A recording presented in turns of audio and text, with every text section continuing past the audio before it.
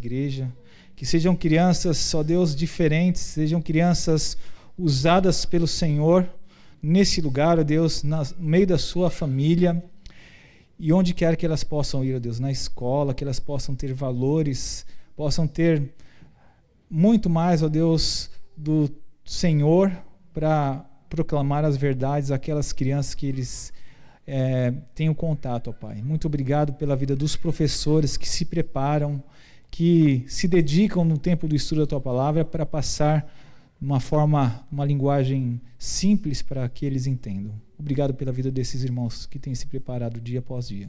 Muito obrigado por isso, nós te louvamos em nome de Jesus. Amém.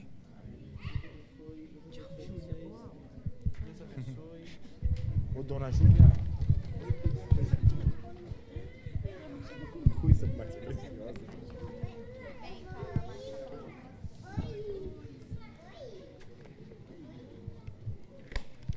Eu vou deixar elas saírem, porque eu sei que enquanto elas não saírem, vocês não vão prestar atenção em mim, né? Mas enquanto elas saem, abra sua Bíblia comigo em Jonas, capítulo 4. Nós vamos ler capítulo 4 de Jonas. Hoje a gente encerra a nossa série de sermões expositivos em Jonas. A gente está nesse quarto domingo falando sobre esse profeta. Enquanto você abre, só fazendo propaganda, a gente vai fazer, depois desse domingo, um intervalo de 2 domingos. Próximo, a gente vai ter um sermão avulso. No domingo de carnaval, a gente vai ter um tempo especial aqui. E aí, então, no dia 18, se eu não me engano, de fevereiro, a gente começa um sermão sobre Pedro, ou uma série de sermões sobre Pedro, pensando a liderança cristã a partir da história de Pedro no Evangelho de João, tá bom? Então, a tônica desse ano é essa. Nós estamos pensando como podemos ser líderes melhores para a igreja que Deus está construindo através de nós.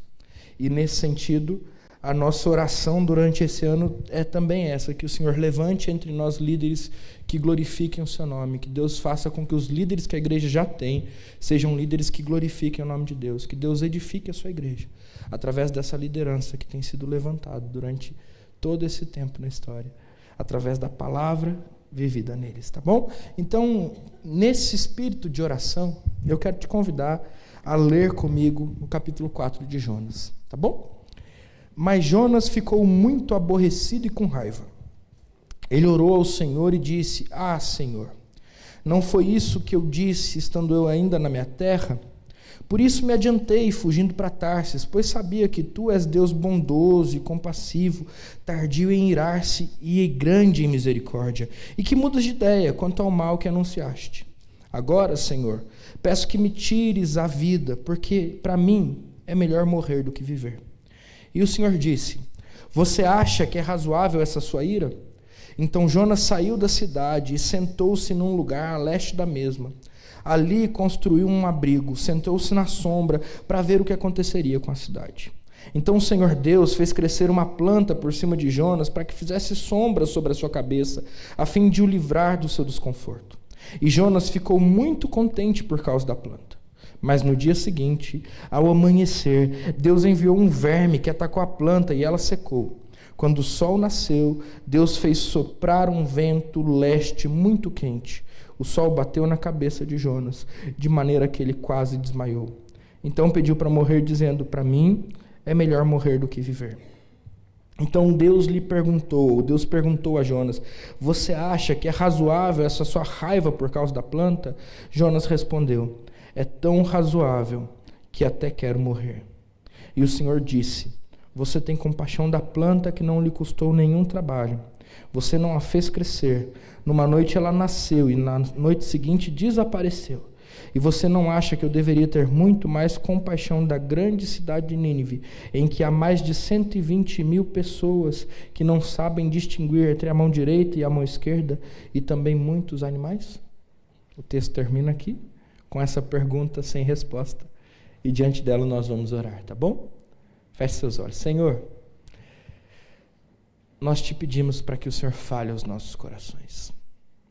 E que através da sua palavra o Senhor levante nessa igreja homens que liderem suas casas para a glória do Senhor. Homens e mulheres que sirvam e liderem a sua igreja para a glória do Senhor. pessoas que liderem ministérios voltados para essa cidade, para a glória do Senhor. Que o Senhor Deus capacite cada um de nós a exercer as funções de liderança que temos recebido, não só aqui, mas também lá fora, nos nossos trabalhos seculares, para a glória do Senhor. Nossa oração é: Pai, faça-nos líderes de acordo com a sua vontade. Pai, e acima de tudo, a nossa oração é: transforme os nossos corações através da sua palavra.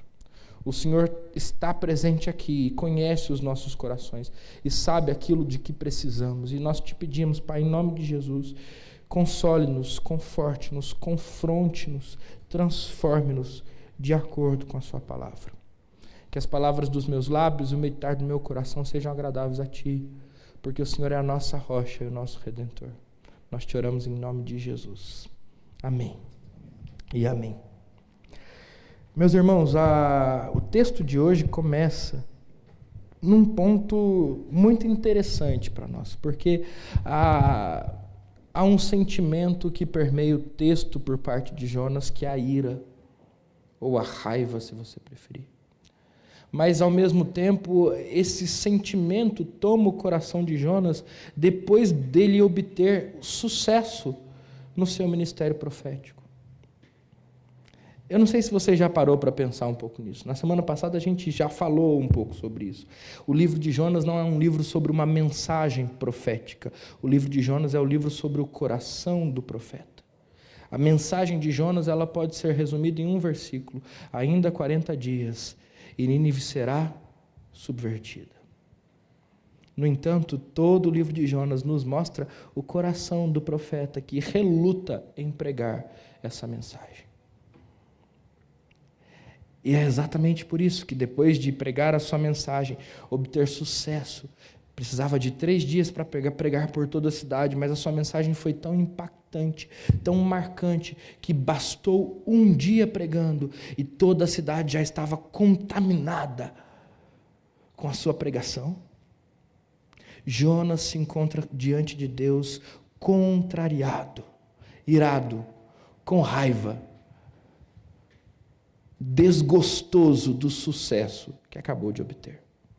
Eu não sei se você já parou para pensar nisso, mas muita gente fala que o sucesso é perigoso. E ministerialmente falando, quando nós vamos desenvolver os nossos ministérios aqui, e se você tem me ouvido, você sabe que ministério é sinônimo de serviço. Então, quando nós estamos servindo na igreja, nós precisamos considerar que o sucesso do serviço é algo muito perigoso. Eu não sei se você se lembra da história de Elias, por exemplo. Mas Elias acabou de destruir os 400 profetas de Baal no Monte Carmelo. E no dia seguinte ele recebe o recado da rainha Jezabel dizendo: olha só, tem uma mensagem de morte para você. Eu vou te perseguir e matar. Então Elias sai, foge, deixa o seu profeta, o seu aprendiz, melhor dizendo, em algum lugar, e vai para o deserto, onde ele pede para si a morte.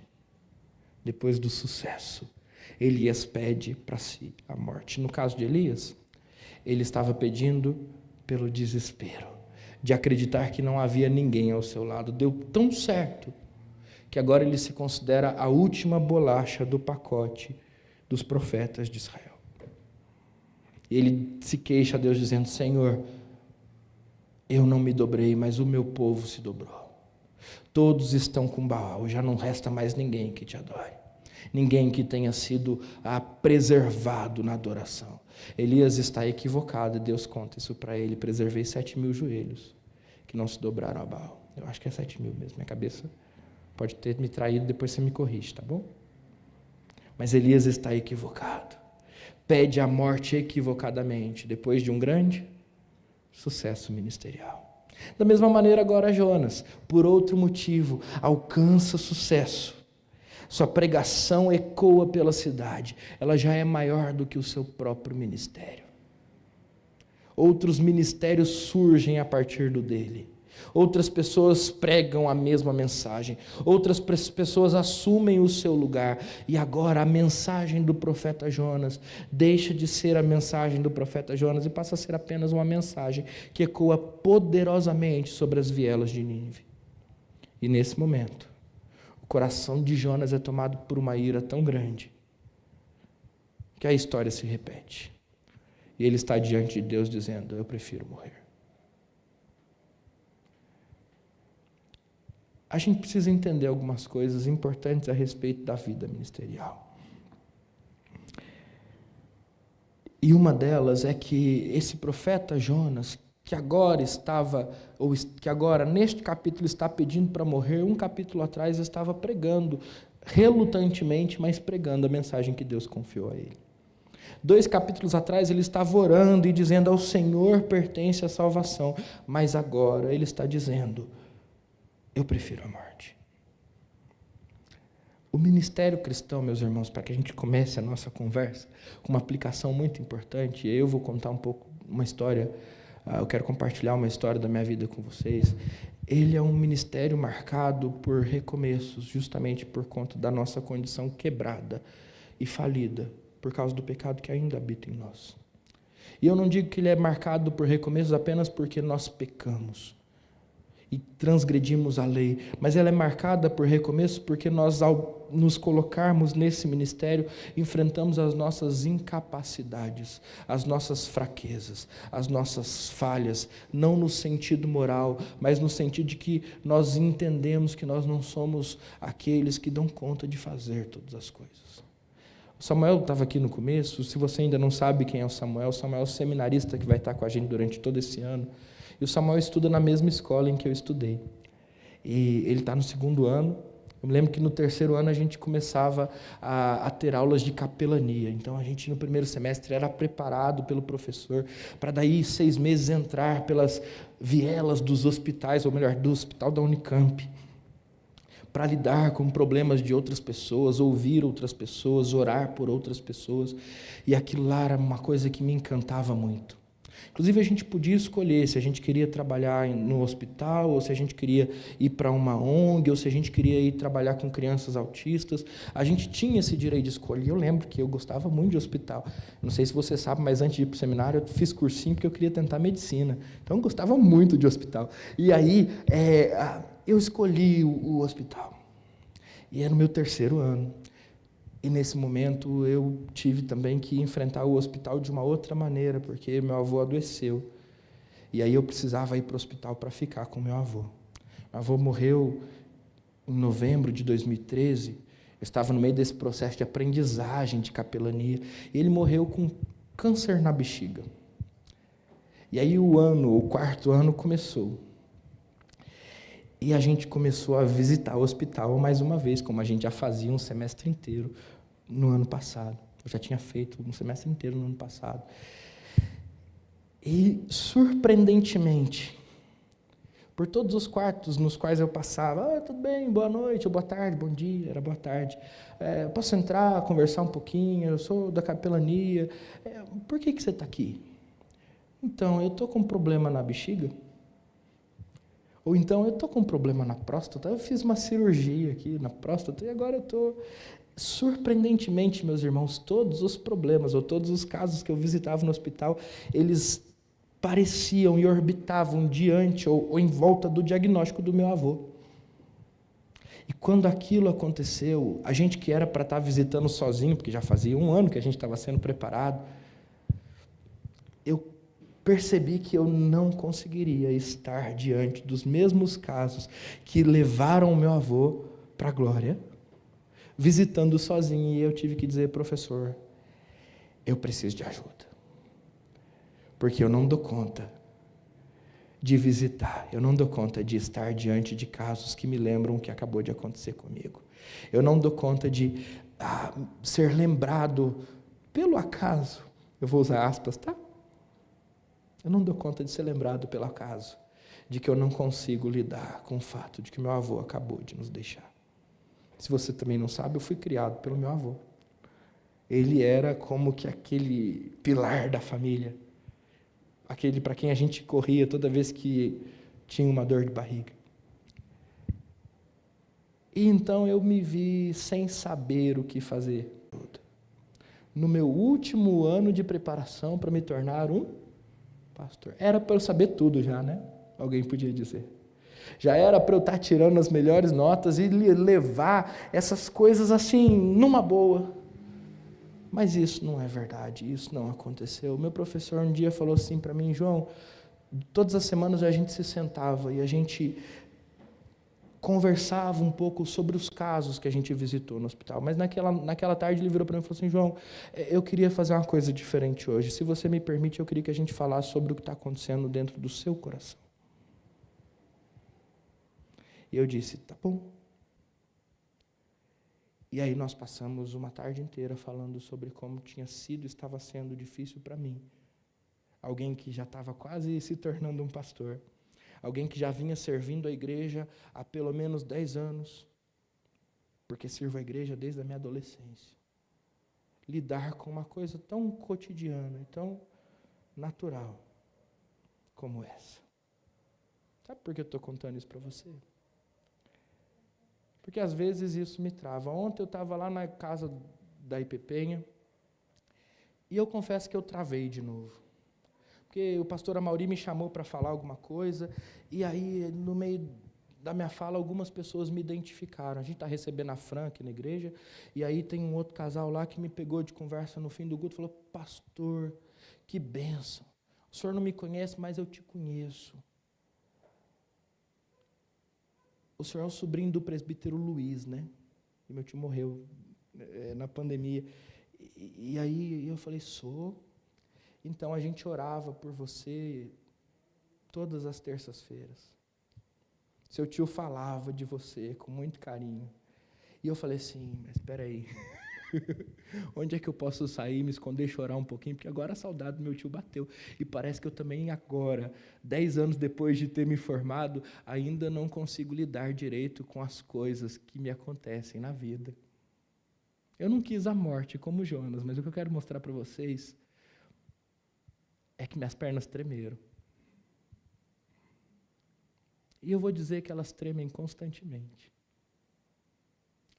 Porque o ministério cristão não é feito e exercido por pessoas perfeitas que têm todas as respostas e as pernas firmes o tempo todo. O ministério cristão não é feito por pessoas que acertam sempre. O ministério cristão, a liderança cristã não é exercida por pessoas que estão à prova de falhas, à prova da vida, à prova das circunstâncias, mas ele é exercido por pessoas quebradas que em muitos momentos vão travar. Como eu travei há 11, 12 anos atrás, como eu travei na noite de ontem, e como em muitos outros momentos da minha caminhada eu travei, como nós, se você for honesto, na sua caminhada cristã também travou. Jonas não é um exemplo à parte de tudo aquilo que nos acontece na caminhada cristã. Jonas não é uma exceção à regra, ele é a regra. O coração endurecido de Jonas quanto à cidade de Nínive não é algo que acontece de vez em quando, é algo que acontece todos os dias no meio de nós. E é por isso que nós precisamos olhar para essa história como um aviso quanto ao perigo do sucesso ministerial. Porque quanto mais sucesso nós temos, mais altivos nós corremos o risco de ficar. E quanto mais caminhamos nessa vida cristã, tendo sucesso sendo acumulado sobre as nossas costas, tendo sucesso sendo acumulados, realizações sendo acumuladas diante da nossa história ministerial, mais altivos nós temos a tendência de ficar. E quanto mais altivos nós temos a tendência de ficar, mais suscetíveis a passar por uma situação como essa de Jonas, nós seremos. Então, talvez o quarto desafio da liderança cristã que eu quero trabalhar com vocês, a ser considerado por nós, seja o desafio de obter sucesso. Porque é diante do sucesso que Jonas se sente irado. Ele se sente no direito de estar irado, porque agora ele foi contrariado por Deus. Ele fez tudo certo. E agora Deus, como resultado da sua obediência, fez com que os ninivitas se arrependessem. ao invés de condená-los à morte. E ele está diante de Deus dizendo assim, está vendo? É por isso que eu não queria te obedecer. Está vendo? É por isso que eu não queria fazer aquilo que o Senhor me mandou. Agora, deixa eu te mostrar antes disso a proporção que a ira de Jonas chega. Tem uma palavra lá no hebraico que descreve a ira de Jonas. Eu vou te ajudar e você me dá a resposta, tá bom? A mesma palavra que é usada para descrever a cidade de Nínive. A mesma palavra que é usada para descrever os ventos e a tempestade. A mesma palavra que é usada para descrever o peixe.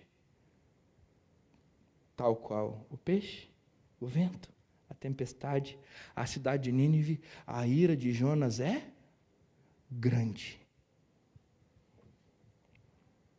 E olha que interessante. Nínive é uma cidade grande. E ela é um personagem, atua ali no canto norte e ao leste. Deus, obviamente, é outro personagem da história. E as ações de Deus são grandes. O peixe, a tempestade, o vento, todos indo ao encontro de Jonas para salvá-lo dele mesmo. No entanto, Jonas também é um personagem. E o que caracteriza Jonas é a sua grande ira. Nínive tem uma grande glória. Deus tem um grande poder. A Jonas, apesar do seu sucesso, resta uma grande ira. E é essa ira que Deus quer tratar no coração de Jonas, no último capítulo, que é o que nós lemos. E quando isso acontece, então nós precisamos primeiro perceber que em sua ira, Jonas usa a palavra de Deus contra o próprio Deus. Eu não sei se você já leu esse texto com atenção, mas se você perceber uma coisa aqui, fica claro, ele começa com o discurso de Jonas e ele termina com o discurso de Deus. Entre uma coisa e outra, existem perguntas que Deus faz e respostas que Jonas dá a essas perguntas. Mas mais interessante que isso, sabe quantas palavras hebraicas tem no discurso de Jonas? 39. Sabe quantas palavras hebraicas tem no discurso de Deus? 39. Sabe quantas palavras hebraicas tem na pergunta de Deus para Jonas? 4. Quantas palavras na resposta de Jonas para Deus? 5. É algo muito próximo. Ali, em algum momento, uma troca de conversas, capítulo 4, versículo 9, você acha que é razoável essa raiva por causa da planta? Todas essas palavras no hebraico são resumidas a 5 palavras. E quando Jonas responde, é tão razoável que eu até quero morrer, são mais 5 palavras. Há uma guerra de palavras acontecendo aqui. E a ira de Jonas leva o profeta a guerrear contra Deus. E a ira de Jonas leva o profeta a usar a palavra revelada de Deus contra o próprio Deus. Nós temos que tomar cuidado com o sucesso, porque quando nós alcançamos o sucesso, pode ser que nós sejamos levados à tentação de usar o nosso conhecimento teológico, o nosso conhecimento bíblico contra o próprio Deus. O verso de número 2 diz o seguinte, olha, eu me adiantei e fugi, porque eu sabia que tu és bondoso e compassivo, tardio em irar-se e grande em misericórdia, e que mudas de ideia quanto ao mal que anunciaste. Não é isso que está dizendo aqui? Agora, de onde é que Jonas tirou essas ideias? Será que foi da própria cabeça? Não. Jonas está citando Deuteronômio, capítulo 34, versos 6 e 7. E ao citar os versos 6 e 7, Deuteronômio, capítulo 34, Jonas passa, na sua ira, a usar a palavra de Deus contra o próprio Deus, colocando Deus na parede, dizendo assim, olha só, não é justo.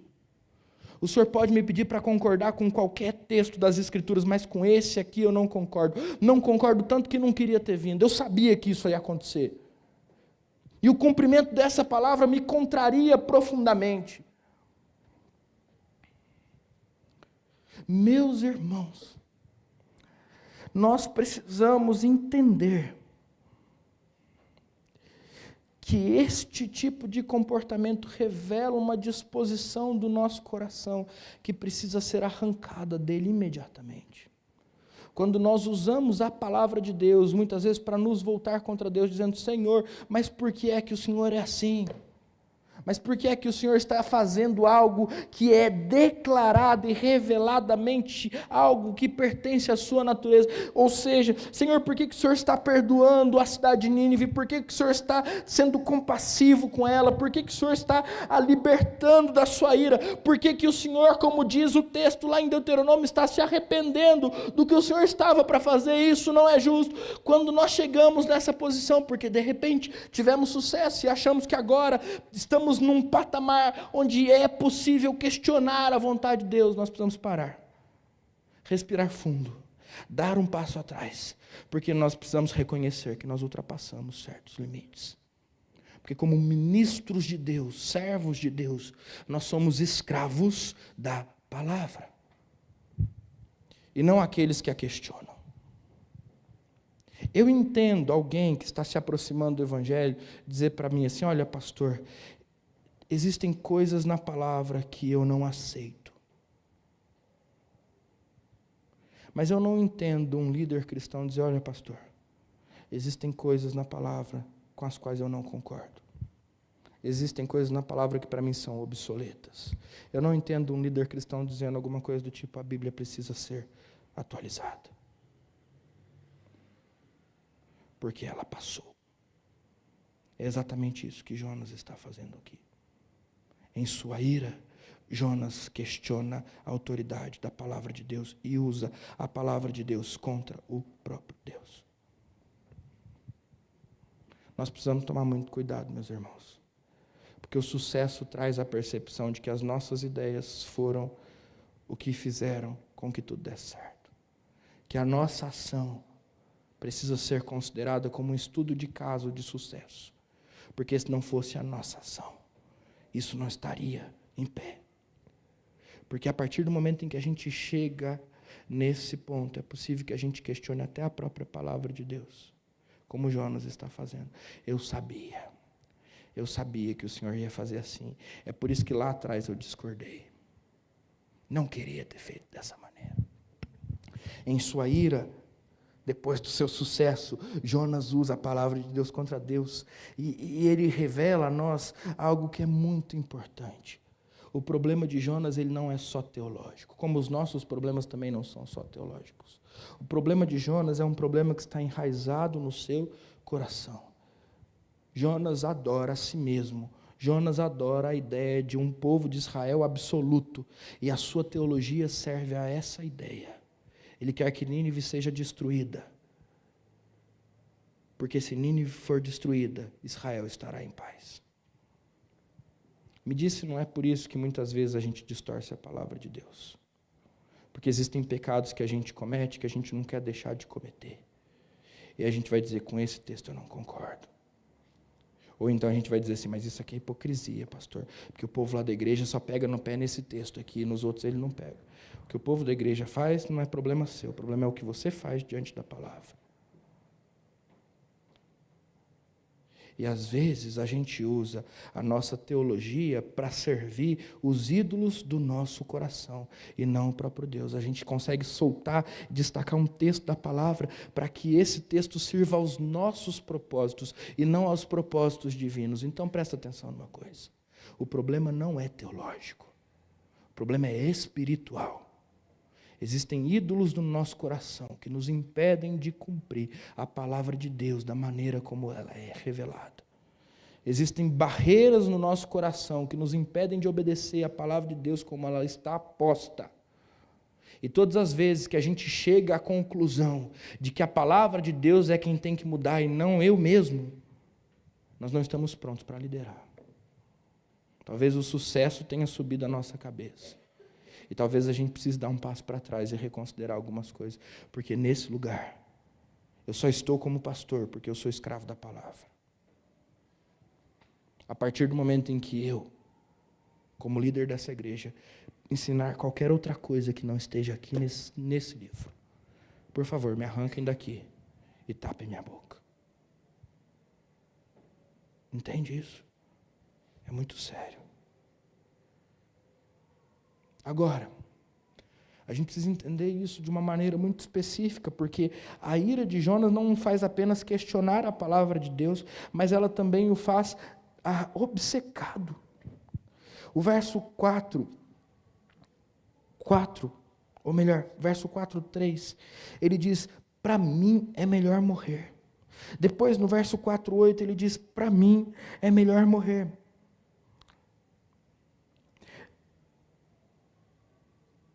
Depois, no verso 4:9, ele diz: essa minha ira é tão razoável que eu até quero morrer.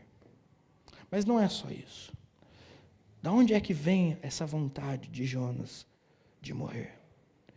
Vem da sua obsessão por ver a cidade de Nínive destruída. Então ele prega para a cidade, vê a cidade se convertendo, e diante disso ele diz: para mim é melhor morrer. E aí então ele sobe num monte um pouco afastado da cidade, num lugar onde ele pode olhar para a cidade, esperando que alguma coisa de muito ruim aconteça com ela. Mas quando ele começa a observar o que está acontecendo, Deus manda a plantinha está lá, cobre ele, depois no outro dia ela se seca, comida pelo verme, o vento sopra, ele acorda, olha para a cidade, está tudo ali, para mim é melhor morrer. E aí Deus vai inquiri-lo. Ele diz: de fato, para mim é melhor morrer. Na sua ira, depois do seu sucesso, Jonas se torna obcecado pelo fim de Nínive. E ele se achava no direito de exigir isso de Deus. O pastor Jeremias, quando orou, pediu para que Deus nos limpasse, nos purificasse e nos perdoasse das nossas paixões. Ele não usou essa expressão, paixões, mas ele falou dos amores que os nossos corações sustentam, que nos levam para longe de Deus. Jonas era uma pessoa apaixonada por Israel. E a paixão por Israel tornou-se uma obsessão. E na sua liderança, então Jonas foi prejudicado, porque na sua obsessão, ele só queria dizer: tá bom, meu ministério está fracassado. Eu posso morrer, porque não há nada que me traga prazer. O meu prazer seria, a partir da minha palavra, ver Nínive derretendo na presença de Deus. A partir da minha palavra, ver a história de Sodoma e Gomorra acontecendo mais uma vez. Ver fogo do céu descendo sobre essa cidade. Ver a ira de Deus se manifestando. Mas já que Deus não fez assim, eu prefiro morrer. Não terei prazer. É melhor morrer. É melhor a morte, porque Deus não vai fazer do jeito que eu quero. A minha obsessão, a minha sina não se cumprirá. Então, ok, que eu morra. Um líder distorcendo a palavra de Deus por causa das suas obsessões, logo depois do seu sucesso. Eu quero voltar para a minha história, não para repeti-la, só para dizer: nós falhamos, nós erramos, e o sucesso não é uma garantia de que a gente nunca mais vai errar. O sucesso não é uma garantia de que a gente aprendeu todas as lições e agora a gente pode simplesmente se assentar determinando o que vai acontecer e o que não vai acontecer. Mas o sucesso que vem pela pregação da palavra de Deus, ele precisa ser um aviso de que foi a pregação da palavra de Deus que obteve resultado e não nós mesmos. E isso pode proteger o nosso coração da ira. Isso pode proteger o nosso coração da obsessão. Isso pode proteger o nosso coração da falsa sensação de que nós chegamos até aqui, de que nós construímos, de que nós fizemos, de que nós mudamos, de que nós sustentamos, e logo em seguida das outras sensações que, como eu descrevi aqui, se seguem. Agora, da mesma maneira como Jonas se ira depois do seu sucesso, Deus quer livrar Jonas de sua ira. E, em primeiro lugar, ele faz isso levando-o a percebê-la. É interessante porque isso acontece de duas maneiras. Primeiro, Deus pergunta para Jonas. Jonas fala para Deus vomita diante de Deus uma oração de 39 palavras, uma oração que de oração não tem nada de piedade nas palavras de Jonas, não tem nada de submissão nas palavras de Jonas. Jonas só questiona, Jonas só impõe, Jonas só reclama do que Deus fez. Ele pede para morrer na presença de Deus. Isso não é oração. Só que é uma oração que é respondida por Deus, né? E Deus responde de uma maneira surpreendente. A gente aprendeu, pelo menos eu aprendi, principalmente com meu avô. E se você já vem em alguma reunião de oração, em algum momento eu falei isso, você vai lembrar, eu aprendi com meu avô que Deus responde oração de 3 maneiras. Sim, não ou espere. Só que a oração de Jonas, ela é respondida de uma maneira diferente. Deus faz outra pergunta para Jonas. Jonas, olha só, eu estou te ouvindo aqui falar, mas será que é razoável essa sua ira? E com isso Deus está pegando Jonas e colocando diante do espelho, dizendo, olha bem para você. Olha bem para as suas exigências como líder, como profeta da casa de Israel. Olha bem para aquilo que você está pedindo que eu faça. Olha bem para aquilo que você está se queixando. Olha para essa sua vontade de mudar a minha natureza amorosa, de cancelar a minha misericórdia, de apagar a minha graça, de deixar ou de alguma maneira transformar-me em algo que eu não sou, mas que você quer que eu seja. Olha para isso. Escute de novo as suas palavras. É razoável essa sua ira? A primeira coisa, meus irmãos, que Deus faz para tratar o coração mal sucedido de Jonas na sua ira, é colocá-lo diante do espelho para que ele a veja. No entanto, talvez isso não seja suficiente. Aí então Deus usa as circunstâncias e faz com que Jonas tenha um sono agradável. Ele coloca uma planta no lugar onde Jonas escolheu ficar para ver a tristeza da cidade de Nínive. E enquanto Jonas dorme, Deus faz crescer essa planta sobre eles. Alguns vão dizer que essa planta é uma planta de folhas largas. Há quem arrisque dizer, eu não estou dizendo isso, mas há quem arrisque dizer que a planta que cresceu sobre Jonas é aquele pé de mamona, sabe? Que tem umas folhas grandonas e que cobre a gente assim. Eu não sei se a gente consegue falar alguma coisa assim. Mas a gente sabe que é uma planta que cresceu e que fez sombra para Jonas e que garantiu que ele vivesse ou que ele dormisse confortavelmente. Lá no no versículo de número 6, a gente lê que tudo isso foi feito para que ele pudesse ser livre do seu desconforto. Mas no dia seguinte, quando Jonas acordou, e aqui tem uma expressão muito importante, Deus enviou um verme. Se você prestou atenção nesse mês nos sermões, você vai lembrar que Deus enviou outras coisas, não foi? Capítulo 1, Deus enviou, e não foi Jonas, Deus enviou um vento, e enviou uma tempestade, e enviou um grande peixe. E quando Deus enviou o vento, a tempestade e o grande peixe, o que Deus queria fazer com Jonas? Livrá-lo dos seus pecados. Livrá-lo da sua idolatria. Deus não queria castigar Jonas, mas Deus queria com o peixe livrar Jonas da morte. E agora, quando Deus envia um verme a Jonas, o que ele quer fazer? A mesma coisa. Deus envia um verme para comer a planta que ele tinha dado a Jonas, para que Jonas fosse livre da sua ira e do seu coração mal sucedido. Deus envia uma situação que o incomoda. Da mesma maneira que no dia anterior a planta tinha lhe dado certo conforto, agora a planta é tomada através do verme e agora Jonas se sente completamente desconfortável. E toda aquela ira, toda aquela raiva que está no coração de Jonas, que foi expressa em uma oração, alguns versículos antes, agora é expressa na fala de Jonas, quando ele no capítulo 4, versículo 8 diz, diante dessa fatalidade, que é o fato de que o pé de mamona morreu, é melhor morrer do que viver. Deus está levando Jonas a encarar a ira que estava dentro do seu coração, agora de uma maneira concreta. Porque você há de convir comigo que ninguém fica bravo porque morreu um pé de mamona. Não é verdade? algumas coisas importantes a respeito disso. Primeira delas, essa história primeiro nos mostra não apenas a ira de Jonas, mas a sua falta de humanidade, ou a sua desumanidade.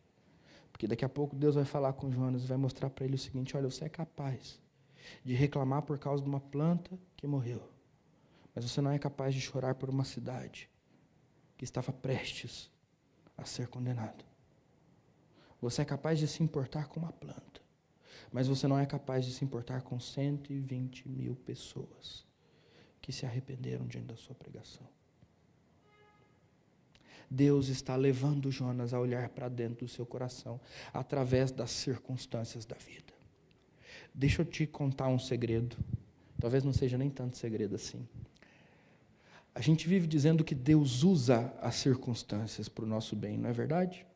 E aí a gente pensa, às vezes, que Deus usa as circunstâncias boas para o nosso bem, né? Ou então, às vezes, a gente até usa esse versículo sem entender muito o que Deus está fazendo, mas meio que dizendo assim, olha, está difícil, mas todas as coisas cooperam para o bem daqueles que amam a Deus. Deus trabalha em todas as coisas para o bem daqueles que amam a Deus. Mas, de repente, e aí eu não sei se você está vivendo algo parecido com isso, o seu coração está tomado por sentimentos que não glorificam a Deus. Você está alimentando raiva no seu coração, ressentimento, você está cheio de mágoas, e acontece alguma coisa no seu dia a dia que faz com que você seja colocado diante do espelho e consiga perceber o quanto irado você está. Você está brigando com a sua esposa por causa de uma pasta de dente torcida. Será que o problema é de fato esse?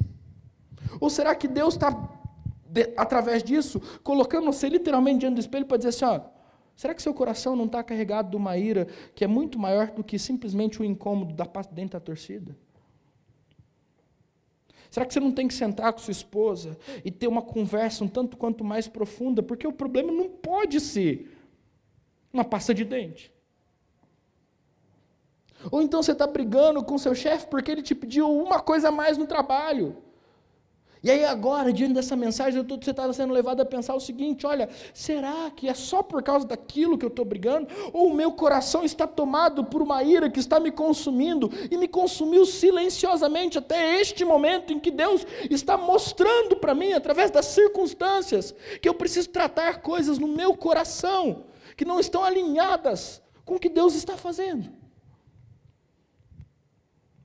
Porque Deus quer tratar a ira do nosso coração da mesma maneira que Ele tratou a ira do coração de Jonas. E de repente Ele está usando as circunstâncias para isso. E se a gente se sente incomodado com coisas pequenas que acontecem no nosso dia a dia, a ponto de muitas vezes experimentar sentimentos que nós não experimentaríamos em outros momentos, de repente é hora da gente parar e de novo dar um passo atrás e começar a se perguntar se de fato é por aquilo que a gente está sentindo o que a gente está sentindo. Ou se há outras coisas acontecendo dentro de nós que têm nos trazido esse sentimento. Se não há outras coisas dentro de nós que precisam ser resolvidas. Uma planta não é só uma planta. Do mesmo jeito que uma pasta de dente não é só uma pasta de dente. Do mesmo jeito que uma fechada no trânsito não é motivo para você apertar a buzina. Tem mais coisa no seu coração.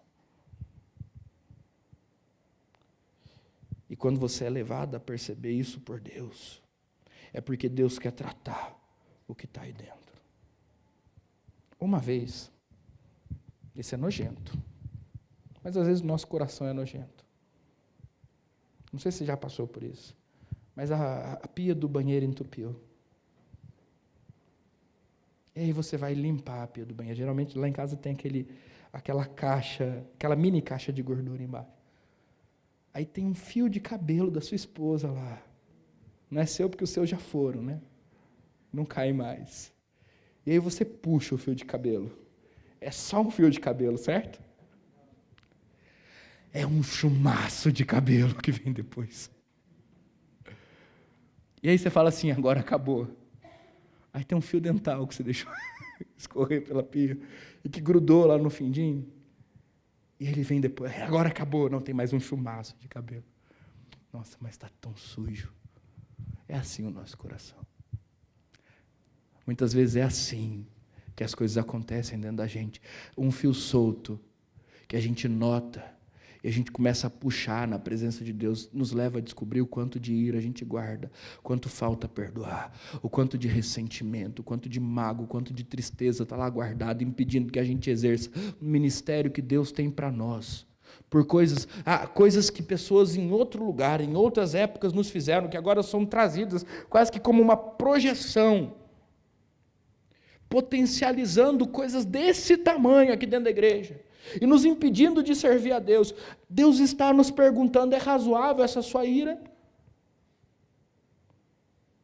É razoável esse seu ressentimento? É mesmo para você ficar bravo por causa de uma planta? Ou essa planta é um fio de cabelo que você vai continuar puxando para ver o resto da sujeira que está entupindo sua pia? Ou essa planta é um sinal daquilo que está acontecendo no seu coração e que você está ignorando? Porque deixa eu dizer um negócio. Nenhuma liderança que ignore as questões próprias do coração se sustenta. Vai explodir. Ou melhor, vai implodir de dentro para fora, vai ruir. Nenhum líder que ignore as questões que lhe são pessoais, que não as trata, que não é capaz de abrir o coração pedindo ajuda, consegue se sustentar no ministério. E muitas vezes Deus usa situações cotidianas, que são profundamente incômodas, constrangedoras, reveladoras, para tratar o nosso coração e puxar esses fiozinhos que vão nos levar a mais sujeira. Deus está tratando a ira de Jonas através da planta. Do mesmo jeito que Ele está tratando os diversos sentimentos que há dentro do nosso coração, através das circunstâncias que nos acometem. É razoável essa sua ira? É razoável esse seu ressentimento? É justo? É por isso mesmo que você está sentindo tudo isso ou tem mais coisa? Você já terminou de puxar a sujeira? Ou você precisa cavar um pouco mais? Já chegou na raiz do problema? É isso que Deus está perguntando para Jonas. Nós temos que tomar um pouco de cuidado. Porque às vezes, a maneira mais fácil e a mais usada no meio gospel para lidar com os sentimentos que a gente carrega é espiritualizá-los. E a gente sente uma raiva profunda do fulano, e a gente fala assim, não, mas Deus vai dar a paga no tempo certo. A justiça pertence a Deus. A gente quer fazer justiça com as nossas próprias mãos. A gente só não quer falar disso. Então a gente espiritualiza dizendo, Deus vai castigar na hora certa. E aí quando Deus perdoa, a gente fica contrariado. E aí quando Deus faz diferente daquilo que a gente espera, porque a gente não tratou o sentimento, a gente fica com orgulho ferido. Mas a gente só não faz não, a gente também fala assim, olha, pela fé está tudo bem. Deus está cuidando. Vai melhorar, eu acredito. E aí a gente fala tudo isso, sabe para quê? Não é porque a gente quer expressar a nossa confiança num Deus infalível, mas é porque a gente quer demonstrar uma confiança infalível que a gente não tem, para esconder os problemas de pessoas falíveis que nós somos. Entendeu? É que eu usei um trocadilho, vou repetir para ver se fica mais claro. Às vezes, a gente quer demonstrar uma confiança infalível que a gente não tem, para esconder os sentimentos de pessoas falíveis que nós somos. Tem hora que a gente tem que tratar os nossos sentimentos. E se a gente não tratar os nossos sentimentos, as nossas mágoas, as nossas angústias, as nossas tristezas, as nossas ansiedades, a gente não vai ser um bom líder, nem da nossa casa, nem da nossa igreja, nem de lugar nenhum. Deus está tratando a ira de Jonas, colocando-o diante do espelho, mostrando para ele que o problema é muito maior do que ele pensa, e dizendo, é razoável essa sua ira? É isso mesmo que está acontecendo? Ou a gente precisa cavar um pouco mais? Em segundo lugar, Deus está tratando a ira de Jonas, mostrando a sua compaixão. E a compaixão não é apenas com Nínive. Quando Deus faz crescer uma plantinha perto daquele profeta azedo, irado, contrariado, o texto diz, eu já li esse trecho, eu vou ler de novo, versículo 6, que Deus faz crescer essa planta a fim de livrar Jonas do seu desconforto. Deus tem compaixão de Jonas. Jonas não merece a compaixão de Deus. Jonas merece uma resposta bem atravessada. Jonas merece o cantinho da disciplina. Se Deus fosse a Super Nani, ele ia ficar pelo menos 1 hora sentado no cantinho. Mas como Deus é bondoso, como Deus é gracioso, como Deus é compassivo, benigno e perdoador, Deus é aquele que se volta para Jonas e diz, ele está desconfortável, coitado. Faça crescer uma planta sobre ele. Amanhã eu vou usar essa mesma planta para ensinar para ele uma lição. Mas deixa eu ensinar para ele hoje da minha compaixão. Deixa eu mostrar para ele do meu amor. Deixa eu mostrar para ele que essa natureza irada que ele quer que eu exerça contra Nínive não é a natureza com a qual eu lhe trato. Pelo contrário, eu lhe trato com compaixão e amor. Deus quer tratar a ira de Jonas mostrando a ele a sua compaixão. Mas mais do que isso, quando Deus se volta para Jonas, ele pergunta para ele, verso de número 11, você não acha que eu deveria ter muito mais compaixão da grande cidade de Nínive, em que há mais de 120 mil pessoas que não sabem distinguir entre a mão direita e a mão esquerda, e também muitos animais? Deus está mostrando para Jonas o seu sentimento com relação àquela cidade, e o seu sentimento não era um sentimento de ira. Ele não estava pronto a destruí-los, ele estava pronto a amá-los. Ele não estava pronto a cancelar a existência de Nínive da face da terra, mas ele estava pronto a restaurar aquela cidade por pelo menos mais um período. E é isso que Deus está mostrando para Jonas, o profeta mal-sucedido. Que a sua ira é incompatível com o sentimento de Deus. Que Deus está amando a cidade enquanto Jonas quer a sua destruição. Que Deus está restaurando a cidade enquanto Jonas quer a sua condenação. Que Deus está olhando para cada uma daquelas 120 mil pessoas na sua ignorância com misericórdia, enquanto Jonas está olhando para cada uma daquelas 120 mil pessoas como pessoas que são menos importantes do que uma planta que secou. Deus mostra para Jonas da sua compaixão. E assim Deus restaura o coração irado de Jonas. Uma coisa importante, o Tim Keller fala o seguinte, não poderia haver acusação maior da mesquinhez de Jonas, que não a bondade maravilhosa de Deus.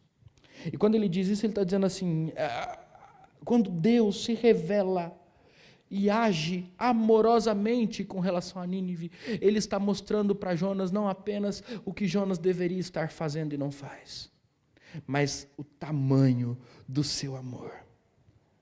E diante do tamanho do amor de Deus, não há espaço para a ira de Jonas. Eu acho que os nossos ressentimentos e as nossas mágoas, esse sentimento que a gente tem de que a gente tem o direito de questionar a Deus e o irmão depois de algum sucesso ministerial, eles precisam ser confrontados da mesma maneira com o grande amor de Deus.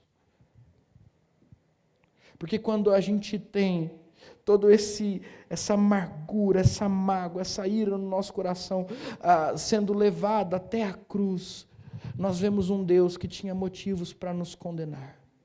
Nós vemos um Deus que tinha motivo para nos acusar. Nós vemos um Deus que tinha motivo para nos destruir, para nos mandar ao inferno e que ainda assim, por graça, escolhe nos perdoar, escolhe nos purificar, escolhe nos santificar, mesmo nós não merecendo, escolhe nos transformar em instrumentos da sua poderosa graça, da sua redenção nesse mundo. E aí a pergunta de Deus, ela precisa ecoar nos nossos corações, e nós precisamos ser confrontados diante da cruz, com Deus nos perguntando, é razoável essa nossa ira? É razoável esse nosso ressentimento?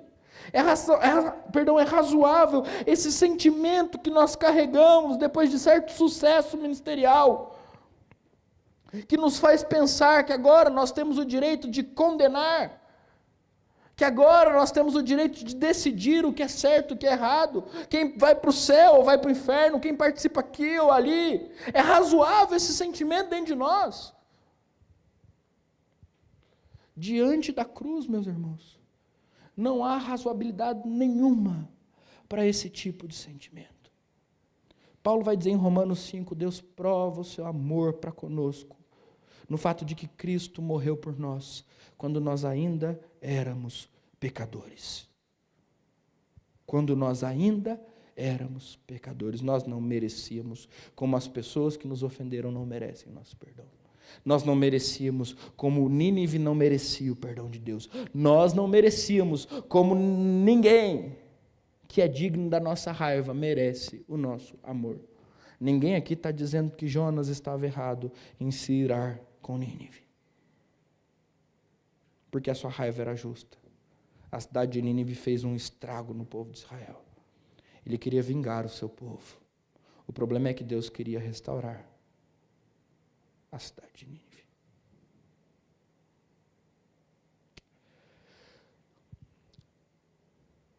Uma última coisa, ou melhor, duas últimas coisas. E aí a gente tem mais meia hora, não é isso? Brincadeira. Primeiro, a gente precisa entender uma coisa.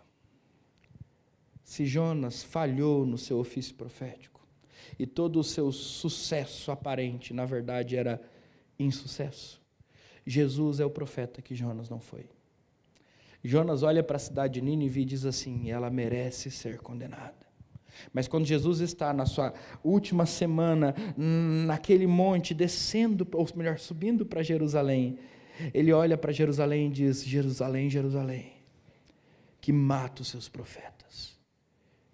Ele chora, porque a cidade de Deus foi subvertida e transformou-se na cidade dos homens.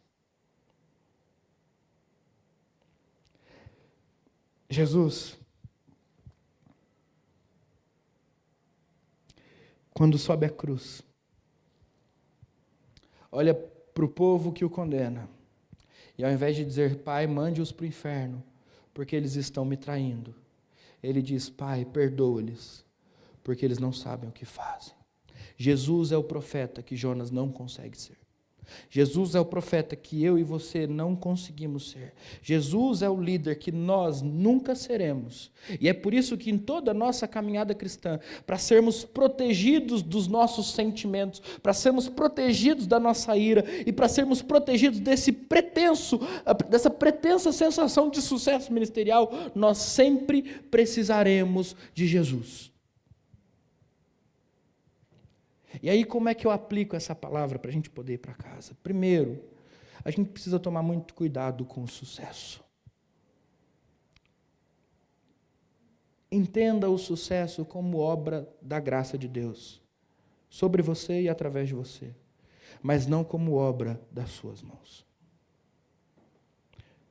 Segundo, além de tomar muito cuidado com o sucesso, a gente precisa tomar muito cuidado com os nossos sentimentos, frutos desse sucesso. Não é porque você conseguiu alcançar conseguiu avançar algumas casinhas na caminhada cristã, você entende assim? Tá bom assim? Que você está habilitado a lidar com seus sentimentos de maneira solitária, sem ajuda. Os sentimentos são perigosos e eles podem sufocar a nossa vocação. O ressentimento é algo muito perigoso e ele pode sufocar a nossa vocação. Tome cuidado com seus sentimentos.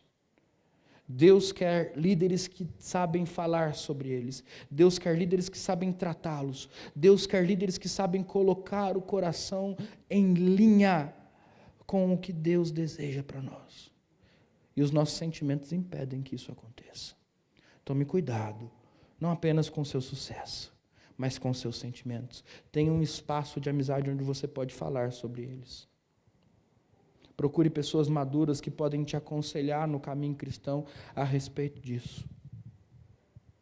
Não deixe, e agora eu vou extrapolar o texto bíblico para te dar um conselho que é baseado num princípio bíblico, que o sol se ponha sobre a sua ira, mas também não deixe que o sol se ponha sobre nenhum dos sentimentos ruins que você carrega no seu coração. Trate as suas mágoas. Resolva os seus problemas de relacionamento, para que estes sentimentos não se avolumem e não se tornem um empecilho para que Deus haja com graça em você e através de você. Mas acima de tudo, e eu quero terminar, permita que Deus trabalhe no seu coração nessa noite. Como, pastor? De duas maneiras. Se Deus está te levando a olhar no espelho, não feche os olhos. Se Deus colocou uma planta para secar do seu lado, para te mostrar que você está com um problema com a raiva, não feche os olhos para isso. Se você tem tido problema para lidar com coisas pequenas que te cercam, entenda que isso é o espelho que Deus está colocando do seu lado para que você trate questões mais profundas. Puxa o fio. Não tenha medo do que vai vir, pela graça de Deus. Enfrente isso. Deus está te levando para esse lugar, então aceite isso. Se Ele te pôs diante do espelho, abra os olhos, porque é a graça. É graça de Deus quando Ele nos leva a ver pecados que nós não sabemos que temos. Quando Ele nos mostra raízes de sentimentos profundos que nós carregamos. Quando Ele puxa fios da nossa história que estão lá calados, quietinhos, com que a gente não quer nem mexer. Porque dá muito trabalho, fede demais. Já resolvi, na verdade você só esqueceu. É graça a ação de Deus que nos coloca diante do espelho. Então, se Ele está te colocando diante do espelho, abra o seu olho, não finja que não está acontecendo. Não finja que não está acontecendo. Converse com alguém de novo, procure uma pessoa madura, peça ajuda. Porque se Deus está te colocando diante do espelho, é porque Ele quer tratar o sentimento que Ele está te fazendo ver.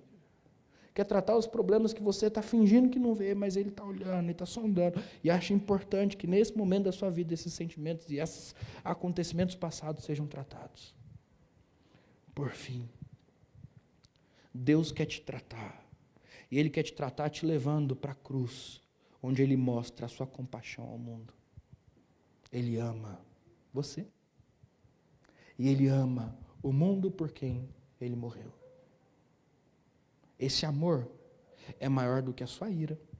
Esse amor é maior do que a sua mágoa. Esse amor é maior do que o seu ressentimento. Esse amor é maior do que todas as coisas. E esse amor pode curar o seu coração. Pastor, mas não era para falar sobre liderança? Pois é, a liderança começa no coração. E quem não consegue liderar a si mesmo, diante de Deus, não consegue liderar ninguém. Quem não consegue dominar a si mesmo, não consegue dominar um grupo de 10. Que Deus nos abençoe. E que Deus nos faça ver. E que Deus nos trate para a glória do seu nome. Em nome de Jesus. Amém? Quero orar com você. Senhor, muito obrigado. O Senhor é um Deus bondoso, amoroso. O Senhor é benigno. O Senhor é compassivo. O Senhor não nos trata consoante as nossas iniquidades ou conforme as nossas iniquidades, mas o Senhor, em Cristo Jesus, nos ama, nos perdoa, nos restaura, nos limpa, nos transforma. Isso é maravilhoso, isso é poderoso, isso é gracioso. E nessa noite o Senhor quer nos restaurar através da sua palavra. Nessa noite o Senhor quer nos levar para diante de um espelho e tratar sentimentos que estão escondidos no nosso coração. O Senhor quer, Pai, essa noite nos questionar a respeito dessa pretensão que nós temos de alguma maneira questionar a sua vontade, os seus planos, as suas ordens. O Senhor quer moldar os nossos corações, nos levando à sua vontade perfeita e plena, Pai. E nós te pedimos em nome de Jesus para que o Senhor faça isso em nós. para que o Senhor Deus comece a trabalhar os nossos corações. E para que, Pai, os nossos corações sejam constantemente moldados pela Sua palavra. Pai, a verdade é que há sentimentos escondidos no nosso coração que precisam ser revelados. Há coisas guardadas no nosso coração que o Senhor deseja tratar. Pai, há posturas que têm refletido esses sentimentos e traumas que o Senhor deseja corrigir dentro de nós e em nós. E nós queremos, Pai, nesse instante nos colocar nas Suas mãos, pedindo: tenha misericórdia de nós. E trabalhe as nossas vidas como o oleiro trabalha o vaso de barro. Pai, com essas mãos bondosas, aperte-nos, ainda que nos doa, de maneira que nós sejamos moldados por Ti. Apare as arestas, Senhor, dos vasos que somos. Corrija as imperfeições das vidas que nós vivemos e carregamos. Leve-nos, Deus, à presença santa do Senhor, de modo que nós possamos ser tratados das nossas imperfeições e falhas, desses sentimentos que nós carregamos, dessa idolatria que muitas vezes há no nosso coração em volta desses sentimentos, das nossas paixões equivocadas, dos nossos amores desperdiçados com outros deuses e pessoas que não o Senhor. Ó Pai, leve-nos até a cruz, para que na cruz, Pai, nós sejamos visitados pela Sua misericórdia, pela Sua compaixão, pela Sua graça mais uma vez. Para que na cruz nós sejamos lembrados de que o Senhor é um Deus perdoador, de que o Senhor é um Deus misericordioso, de que o Senhor é um Deus libertador e que o Senhor deseja fazer isso em nossas vidas e através das nossas vidas. Pai, em nome de Jesus, abra os nossos olhos diante do espelho. Trate-nos, Pai, a partir do nosso coração. Ensine-nos a liderança de nós mesmos diante do Senhor, para que depois nós possamos ser preparados para liderar outras pessoas. Acima de tudo, Pai, ajuda-nos a guardar o nosso coração. Em nome de Jesus. Amém e amém.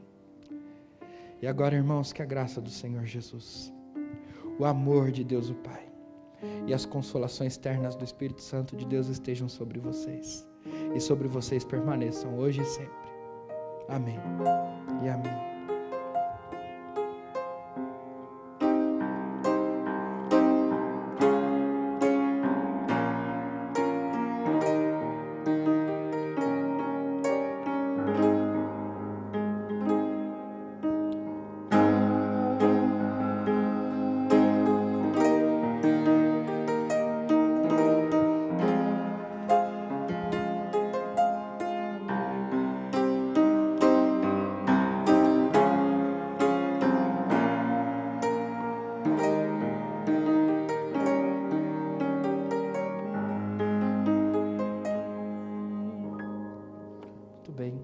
Deus abençoe você. Dar as boas-vindas aos nossos visitantes, o pastor Jeremiah, a família. Deus abençoe muito. Mais uma vez, leve o nosso abraço a todos os irmãos da Pipa, por favor. Helena e Angélica também nos visitam pela primeira vez. Deus abençoe vocês, irmãs. Um prazer tê-las aqui. Muita alegria de recebê-las no nosso meio. Sejam bem-vindas. Que vocês sempre se sintam acolhidos ao estar aqui e que a gente possa, de alguma maneira, abençoá-las também. Nós temos outros visitantes que nos visitam pela segunda e terceira vez. A gente ama vocês e a gente quer ser uma bênção na vida de vocês também, tá bom? Deus abençoe cada um de vocês. Alguns avisos rápidos e a gente encerra. O primeiro deles, no sábado que vem, nós temos a programação dos jovens aqui na igreja, às 19h30, é isso? Isso mesmo. Segundo deles, daqui a 2 sábados, nós começamos o nosso acampamento de carnaval, nós ainda temos vagas, e se você deseja ir, procure alguém da mocidade, alguém da diretoria da mocidade. adolescentes e jovens de 13 a 35 anos, todos podem ir e as informações podem ser obtidas com a diretoria da mocidade, tá bom?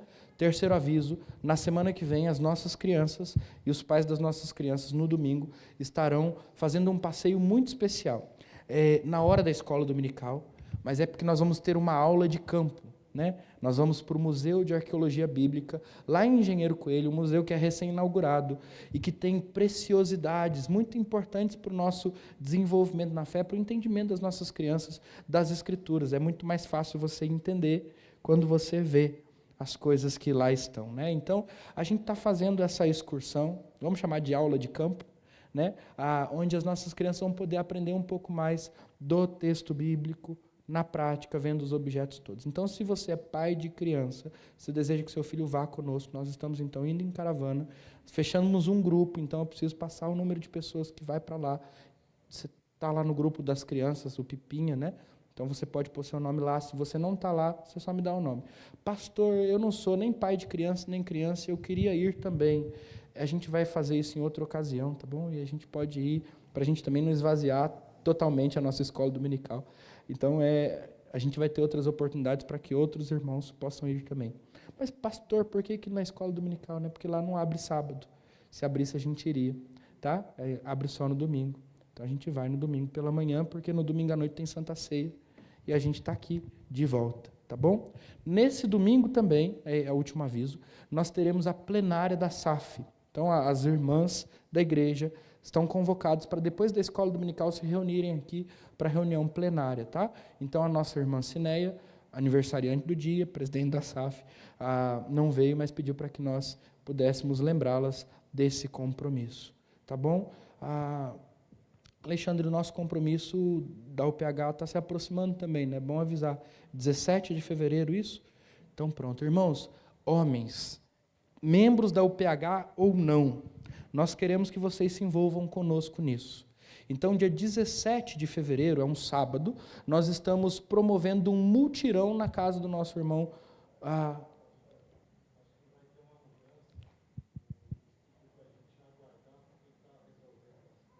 Tá. Para uma semana para frente? Ou adia? Mas, de toda maneira, é bom avisar. Irmãos, nós estamos organizando um mutirão na casa do nosso irmão Luiz Dentello e João Dentello. Se você não sabe, o irmão João Dentello foi um dos que participou da construção do templo. Hoje ele tem 94, o Luiz está aí? 94, Luiz? 96, olha para você ver, 94 é minha avó que vai fazer terça que vem. 96 ele tem. E ele participou da construção do templo.